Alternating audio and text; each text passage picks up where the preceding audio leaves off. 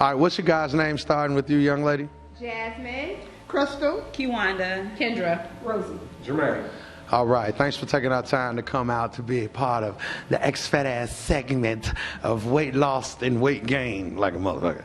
All right, y'all. So one of the questions I want to ask you all to start this off is, how do you guys feel about the food choices in our community? Terrible. Absolutely terrible. Okay. How would you, you guys can pretty much, come in as you hear a pause, to piggyback off of it. The food choices are absolutely horrible in our community. The reason being, majority of our communities have food deserts. Therefore, we don't have viable options for healthy living. Okay.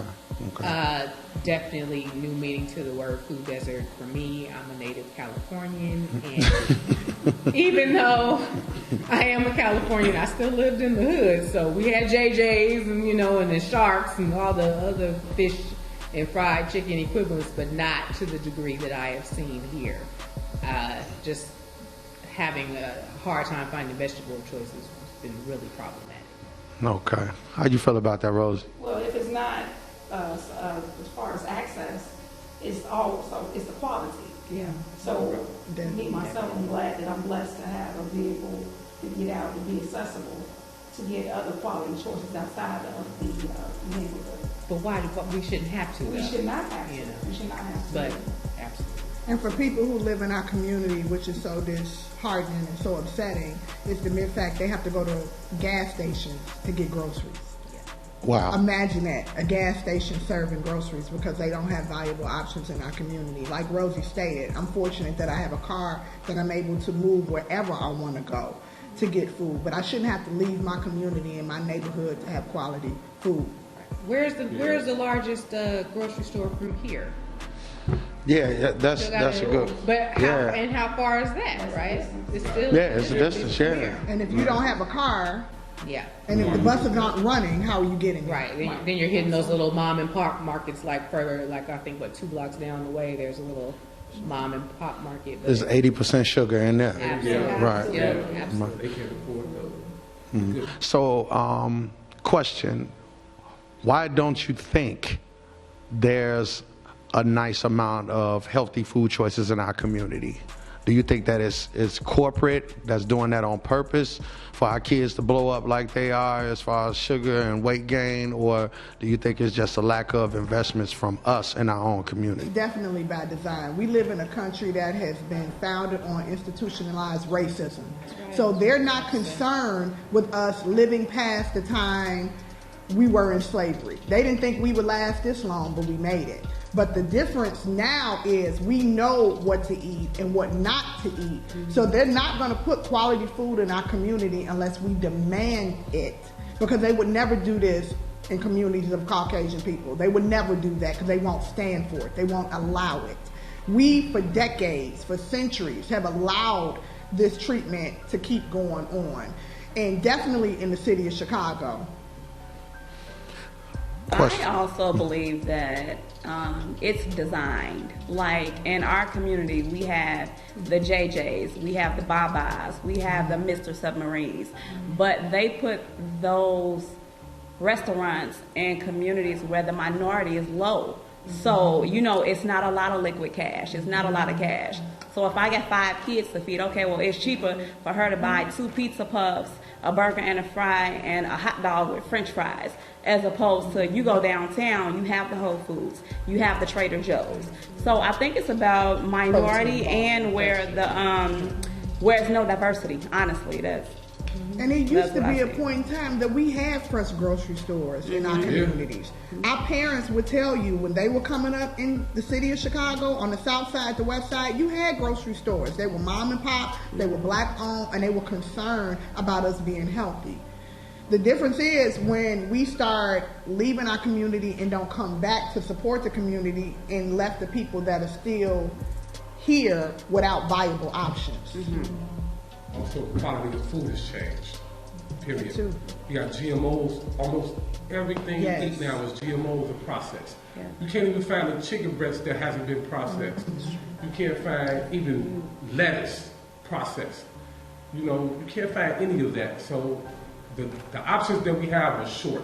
So when you go to grocery stores, regular grocery stores like a Food for Less, the food in there is different from the Whole Foods. You get organic foods from Whole Foods. There's not many organic foods in the regular grocery store chains. And most of the grocery store chains are in the hood, where we live at, where we're from. So we inhale that, we ingest all of that, and expect to have a different result, and wonder why obesity in the black community is more so than the white community, because their options are better, and then they're putting better quality food into their stores than ours. Kiwanda, question for you. How do you feel about us in our age group right now versus the young folks? It seems like we're more healthier than the kids are now.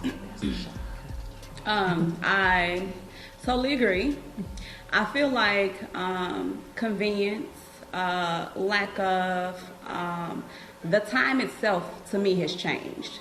Like, we would actually spend the time, and pretty much Rosie has spoke on her family like having a garden. Like, you think about that, so they grew their own vegetables, and then you look at our generation where we started out, kicked off in that boat with, okay, well, the gyro is good, or the Italian beef is good, until you do better when you know better. So now our generation, our children, convenience, everybody's want to go. So it's no time. It's no time to even consider the thought of growing a garden. Or, well, Mom, let's try this. Or, Dad, let's try this. It's, well, I got to run. I got to be here at this time. Or, my show come on at 8 o'clock, so I'm going to stop here and pick this up. So I think it's about times some change. It's convenience.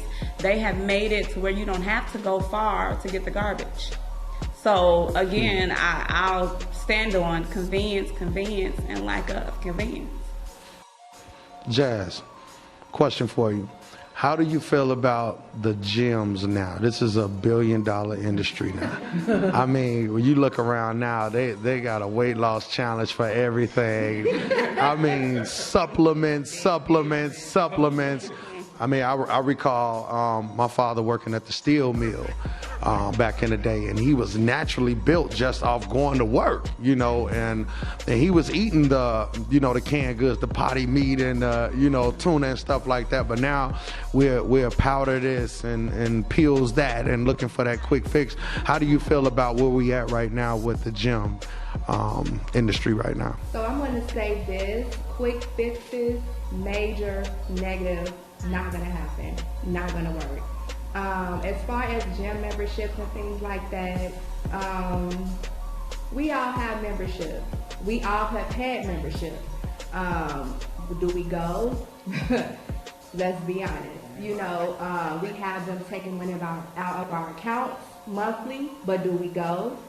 I mean, so it's, with me personally, you have that mindset like, I want to get in the gym, I want to change. You have that New Year's resolution, I'm going to do this, I'm going to do that. But then as the year goes on, you find yourself lacking. You find yourself not going like you want to, maybe because you're working late, it's so much going on, you have a lot of things going on, and you just wasting your money with these gym memberships. I honestly feel that with that, you have to have a love for what you do. You have to have that want. You have to have your mind made up. This is what I'm going to do. This is what it takes for me to do that, and I'm going to stand on it, and I'm going to do it. Don't have it in your head like, oh, it's a membership, so I'm going to go when I want, because if you do that, you're not going to see any results, and basically you're not going to see results on those quick fixes, on those powders, on those pills. It's just not going to work. What is going to work, though, is your mindset saying, okay, this is what I need to do, and I'm going to do it at all costs. I'm going to put in that hard work, because that's the way it's going to last. Thanks. That's dope. Crystal, you work with children, am I correct? Yes. What do you think the future looks like as far as how the food choices is, and because you work in the school system, right? Yes, I work in the school system. I'm a district representative for the Office of Diverse Learning Services and Supports for Chicago Public Schools. Okay, you said that. Yeah, well, all right. Right. Oh, well, are you hiring? God damn. Feel like, Crystal, look. Right. Diverse children, economical, physical, and social development. With that long title, I have 25 schools that I monitor. So I'm constantly in school buildings. One of the best things that ever happened was Michelle Obama's program for healthy foods within the schools. Now with our current president, they didn't got rid of all of that good stuff that she had going. But the reason why her Let's Move campaign was so great is because it got children to start eating healthier options during lunch. From getting the free fruit to getting the free vegetables once a week. They still do part of that program, and Jasmine knows this because she's in the school, that they give fresh fruits and fresh vegetables once a week for students to try different, healthier options. If we do not expose children to eating different, to trying new things, and to want to get them on a healthier lifestyle, it's going downhill. Because as Kendra stated, children are not active the way they used to be when we were growing up, definitely when our parents were growing up. It's not like that anymore. So if we're not giving them viable options for them to have to be able to sustain themselves, it's going to be even worse. You see girls right now that are 12 years old that are 300 pounds.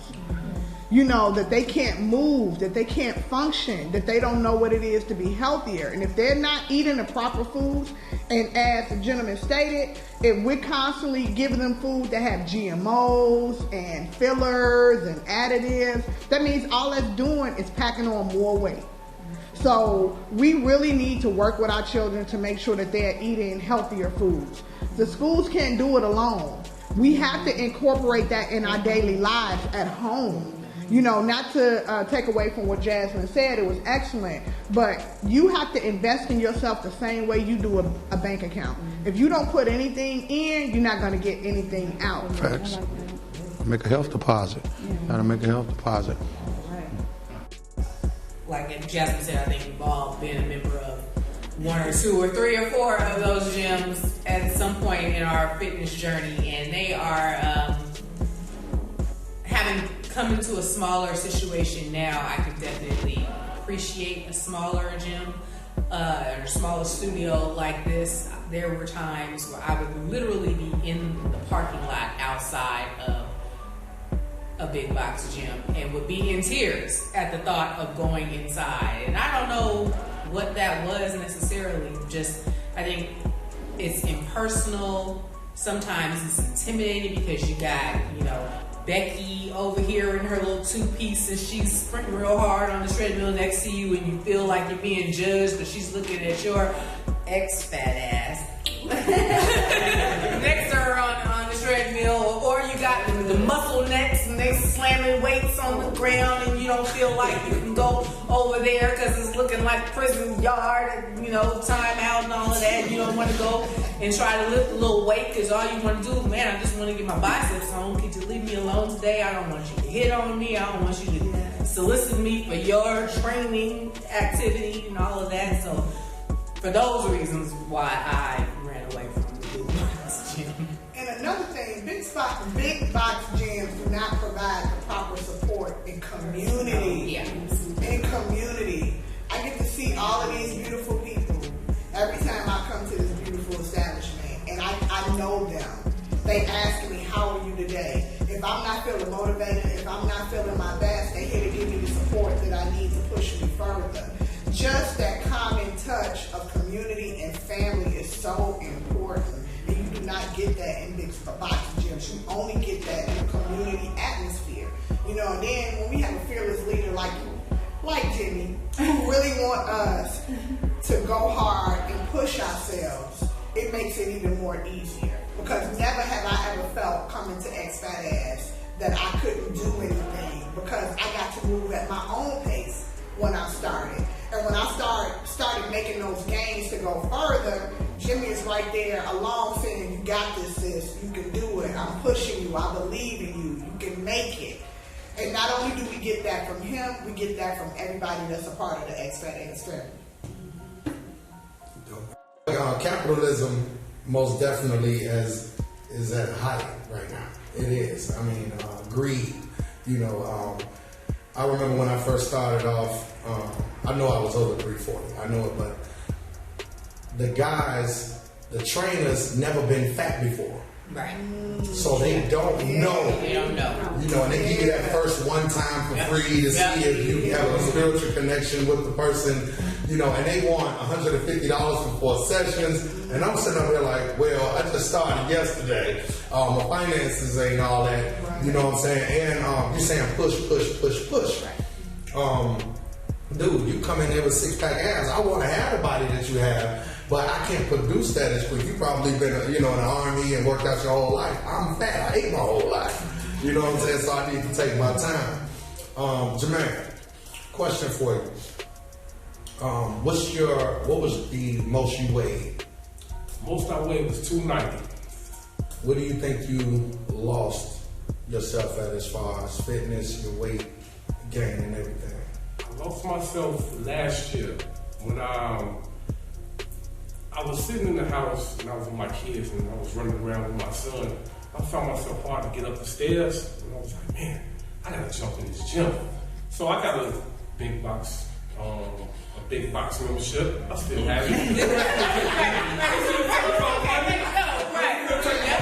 But I go occasionally. I don't go all the time. Somehow, I don't go all the time, but it came a point when I took control of my eating habits first. When I took control of that, that's when I started to feel better, started to do better. And I was like, man, I went about a month with no fats, no fried foods, no sugars, no none of that. And once I did that, my body started to change. I started to have more energy. Even at work, I started to work better. I'm going up 2 flights of stairs carrying hospital beds. And I'm like, man, I ain't tired no more. Okay, I hit the gym. I was in class with Mr. X Fat Ass over here. and came in there fat. And then he opened up this studio, and I'll tell you, this studio is the greatest thing that he could have ever done. And he told me he was doing it. I said, I'm coming. Man, I dropped so many pounds so fast. Just this year alone, I dropped 30 pounds off the top. What was the most you ever weighed, Rose? The most I ever weighed was 322. After I had my son in 2010, 322. Okay. So do you think that it was just from the pregnancy or pretty much life itself? I was plus size my whole life. Well, you look great now, girl. Hold on. You lost 10 pounds. You look great, girl. I needed 10. Right, 10 times 20. Okay, go ahead. Finish up what you were saying. Yeah, I've been plus size my whole life. After I had my son, I was like, Lord, this is going to have to change. I'm like the gentleman back here. I'm sorry.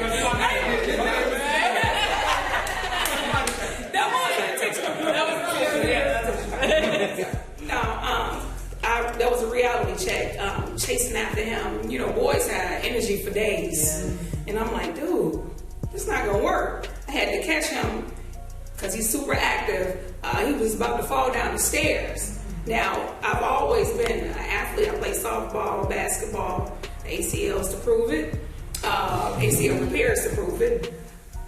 He almost fell, and just me reaching out, trying to catch him as he fell, going down the stairs, I almost hurt my own self. And I'm like, I got to do something different. And not only that, my daughter is plus size. So they look to me. I'm the head of my household. They look to me and I say, I have to do something different to show them something different. Along with, I cook meals, dinner every day, every night, but you have to do something different. You got to get active. My daughter didn't see me playing basketball, My son didn't see me playing basketball. They didn't see me, when I used to walk from my grandmother's house on 65th down to the low end on 39th Street. They don't know how active I was, but now I have to move forward. So moving forward, I had to start with, of course, diet, eating the right foods. Secondly, being more active, getting out. My son, he plays baseball, he bowls, and he swims. So I'm naturally a swimmer, Aquarius, water bearer. Right now I box. Also, my greatest passion is cycling. Thank you, Mr. Jimmy. I talk about it like I'm selling it to people, especially my coworkers. I'm like, hey, you need to. Hey, you've been losing a lot of weight. What you all you been doing, yeah, cycling and eating well. That's right. So, I mean, just the heaviest. Yeah, and then also another thing, I was went to the doctor's office and it was like, hey, your blood pressure, every time you come, the blood pressure's kind of high. And I'm like, it's always high. It's like, no, we're going to give you some medication. No, you're not going to medicate me. That's what you will not do. You will not medicate me. Because once you get on blood pressure medicine, it's designed to keep you there. Right. And that's dealing with diabetic medicine, all the above. No, and it's high blood pressure runs in my family on my mom's side. No, I don't want, you can keep that. I don't want those genes. I don't want those genes. You did a great job. You did a great job. This was a phenomenal testimony. Kendra. Go ahead, girl. It's good. What was the most you ever weighed? 250. And that was as recently as last year.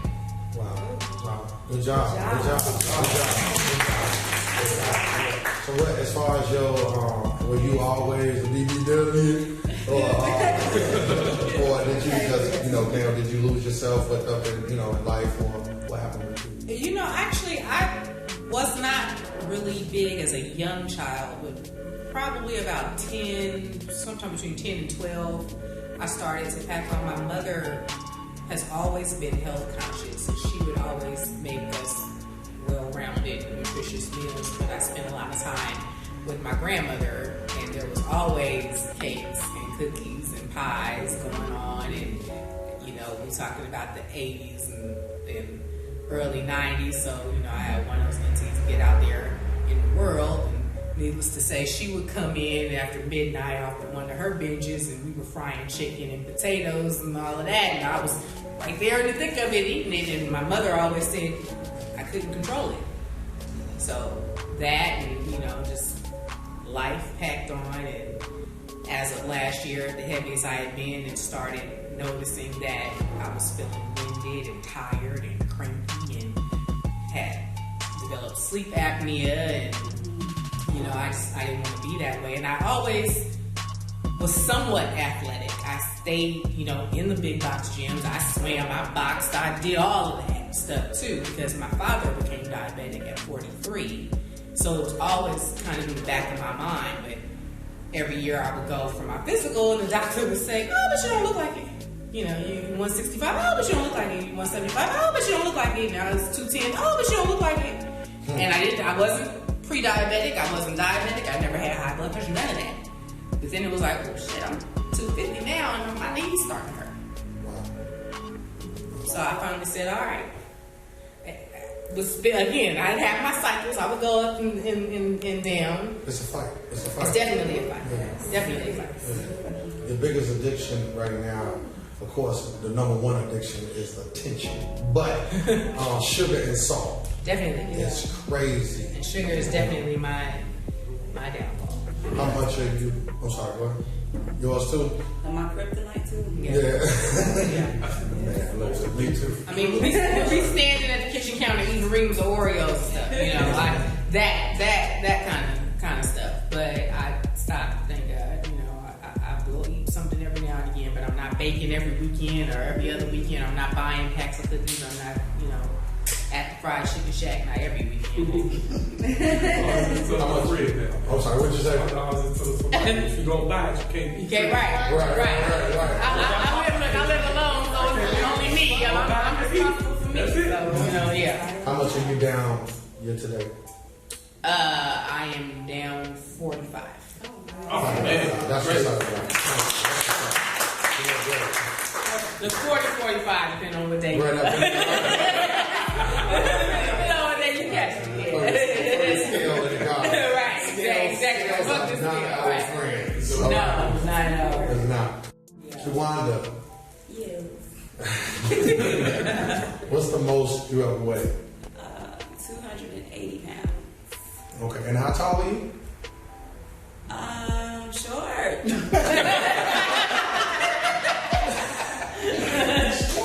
Short. Right. 5 feet exactly. Okay. Exactly 5 feet. Okay. So, my prosthetics, as I call them, because it takes a lot to kind of hold up all the meat. It was tough. the shorter you are, the more compact you are. It's hard, even short arms, short legs, your torso is short. CeeLo Green. Pretty much.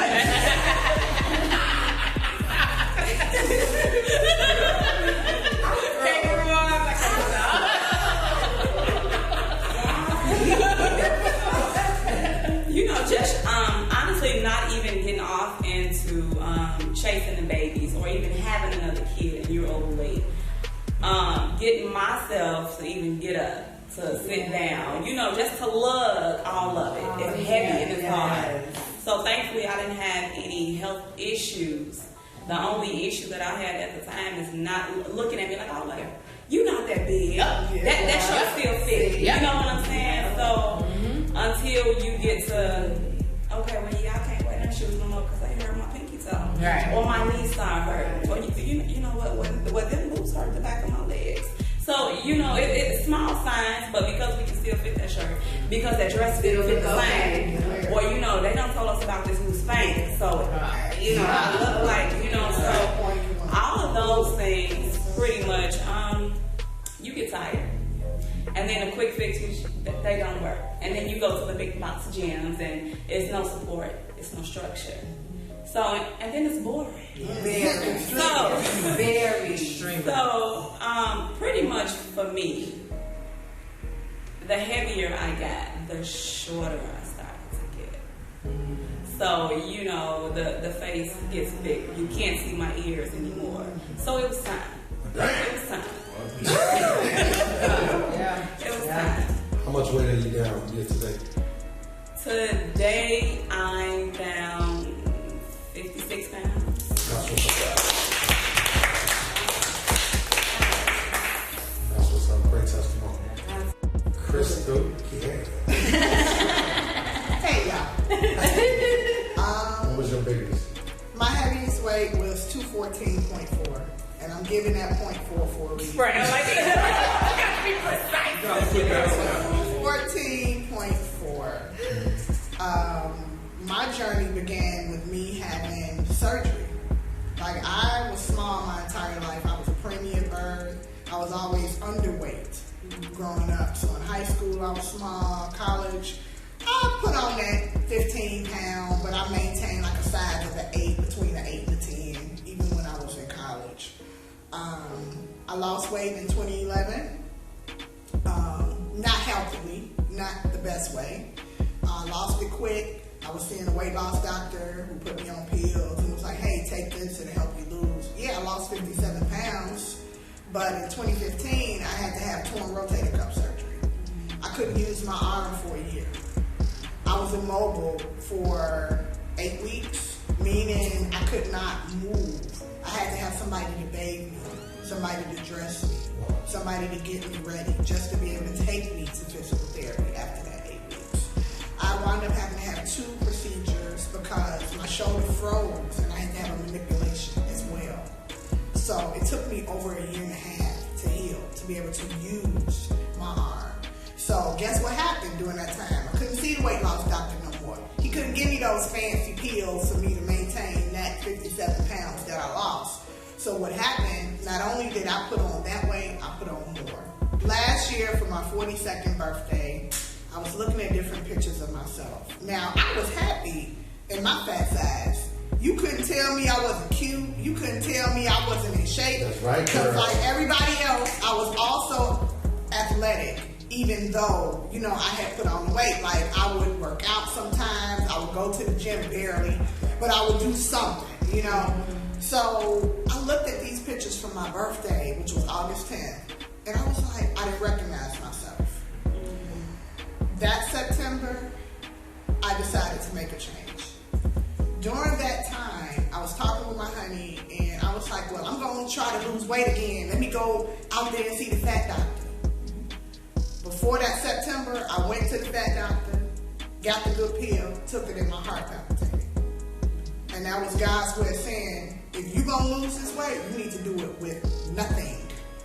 So I'm a true component of, if you're going to do it, you can't take nothing Nothing, because it's not going to help you in the long run. It's just a quick fix for an eating. You have to work at it every day. So September 15th of 2018, the exact day I made that change, and as of today, I have lost 63 pounds. But it is a struggle. I still like food. I'm an ex-fat ass, but I still got fat ass tendencies. So We did some bad shit last night. And start this video off. Definitely. So that means I still enjoy food every now and again. But I say, Jenny has a saying, which I truly believe, and I have adopted it, that I give it to other people. You cannot outwork a bad diet. Yeah. That's his number one saying, and it is so true. You cannot outwork a bad diet. You gotta eat right to be able to make these successes happen. And it's gonna be times you may gain a little, lose a little. It is a struggle, but the goal is to keep striving. Do not give up. Do not give up. One of the reason why I wanted to lose weight was two reasons. I lost a baby before, and I wanted to be able to get pregnant again. And I was told because of the weight that I had that it would be a hard time to get pregnant again. That was the first thing. The second thing is I went on a cruise, and my snoring was so bad that my honey couldn't even stay in a room with me. He had to sleep on the deck because it was so loud that he couldn't even be next to me because of the severe sleep apnea. I had a sleep study done, and I didn't just have a mild case. I had a severe case that when my heart would stop in the middle of the night. Hold on, I got a question for you. As far as your sleep apnea, was it that you, because I had sleep apnea at one point. Sleep apnea, can you pronounce the word again? Apnea. Okay. Now the way I would snore was, and I would stop for a certain amount of seconds. Stop breathing. You stop breathing. And we're like, hey. Hey, you still here? Yeah. When you stop breathing, that means your heart stops. And whoever I was laying next to at the time, you know.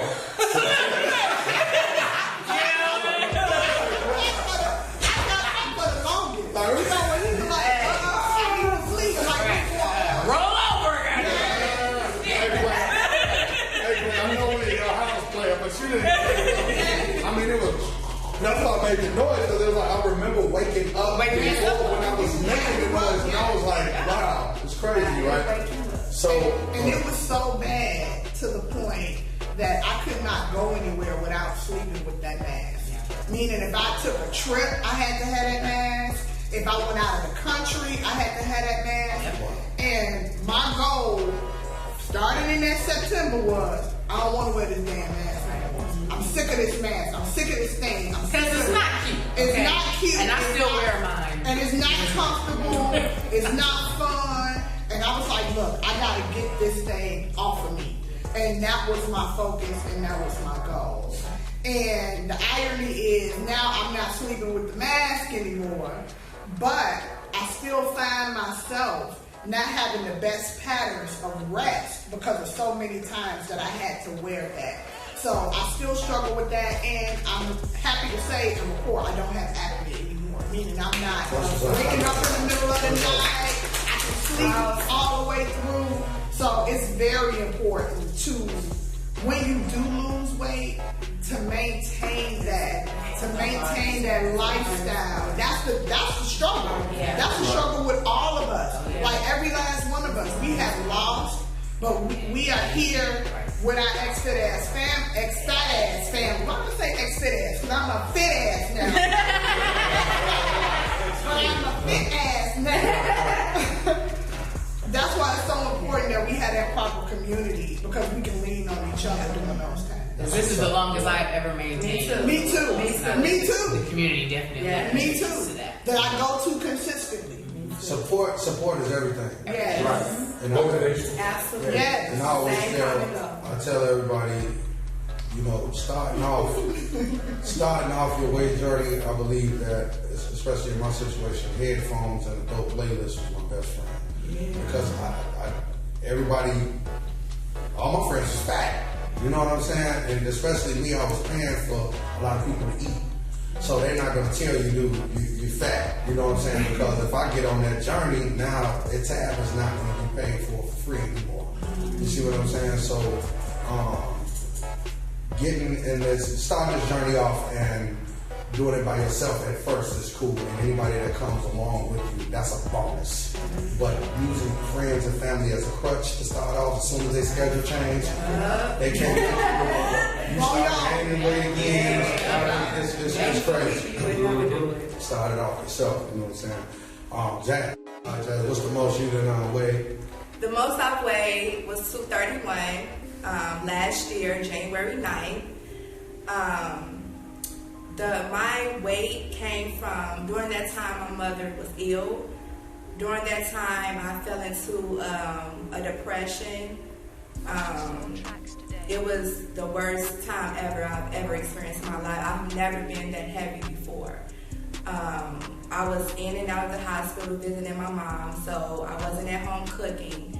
I was stopping at restaurants, getting food, coming in the house late from visiting, and it's just, the weight just came on. This started back in November. So from November to January, I gained like 70 pounds, literally. After that, around January 9th, I weighed myself. I was 231. It started off as a competition at work where we was doing the Biggest Loser. And my boss came up with this competition, so I'm like, okay, sure, why not? I was gonna do it anyway, lose the weight anyway, but since she proposed this competition, I'm like, okay, cool, I'll do it. So everyone had to weigh themselves, so that was the first time I weighed myself.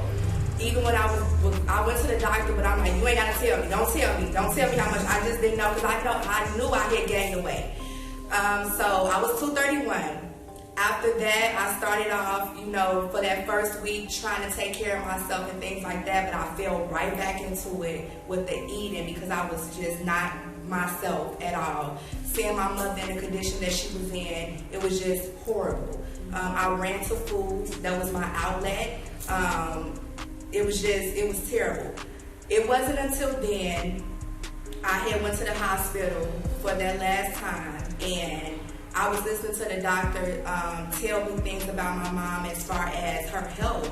High blood pressure, my mother suffered with swollen legs, swollen feet, COPD, and all of that. I did not want that for myself. I found myself starting to pick up those breathing, like not being able to breathe properly. I went to the doctor told me, and I've never even mentioned this to anyone, but my doctor told me that I was borderline going to be diabetic because of the consumption, the food that I was consuming. I was not taking care of myself. I lost myself. I didn't care.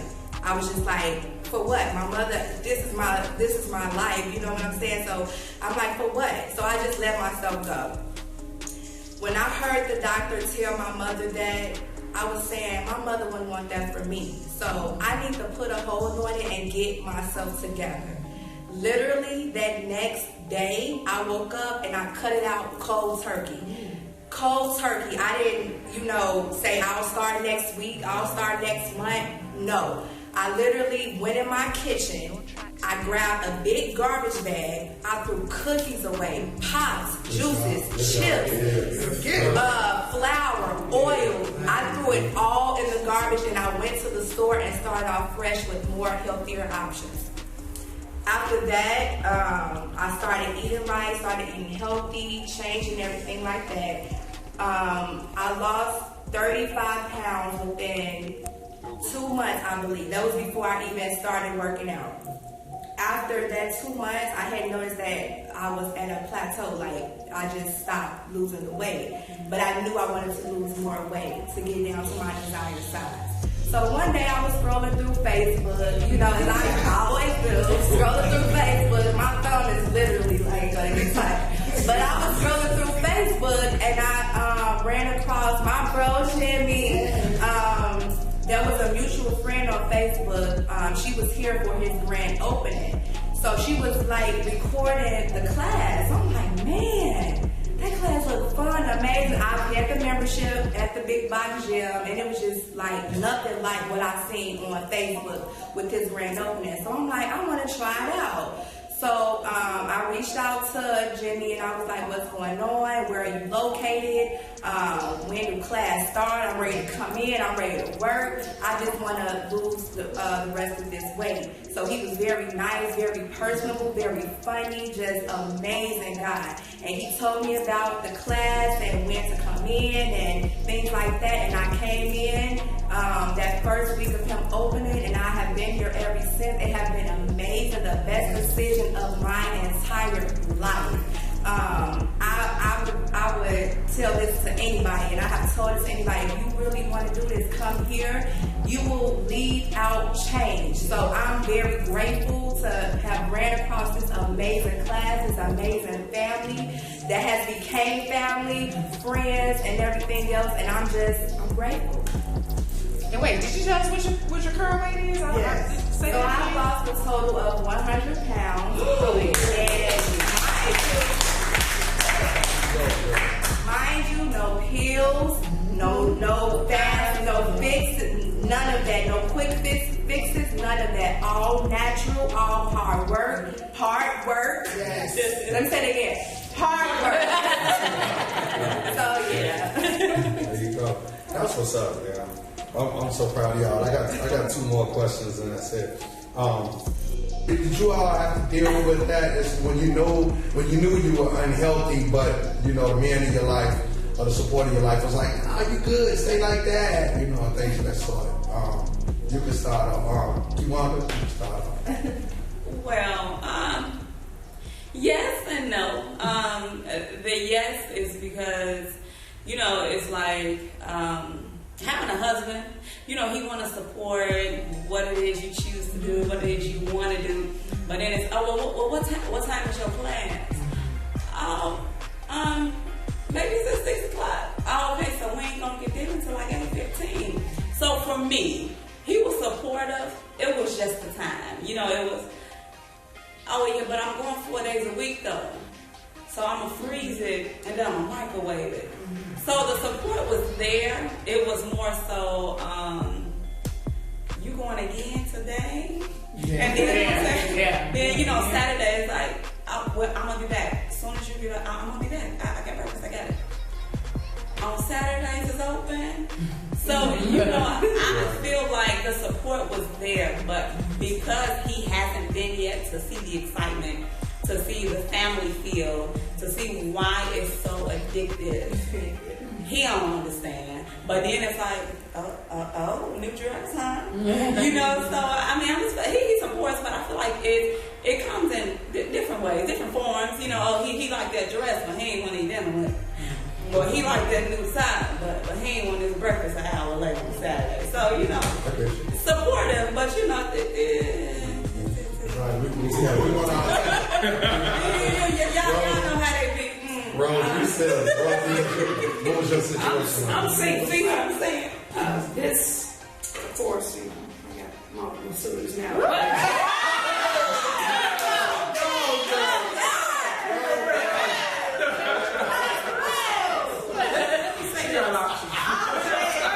I started this journey. I had just came out of a relationship. I got a phone call, hey, it's not what I want to do anymore. That's fine. We've been rocking going like the last 20 years on and off. So fast forward, sister gathered together and his best friend saw me. And I was like, hey, how you doing? He was like, I don't know you. I see what you do. We done had breakfast together, dinner, we done went out of town together, football games. You know me. He was like, and he looking, I said, just look at my face. And he was like, you look like Rosie. I said, sir, I am Rosie. So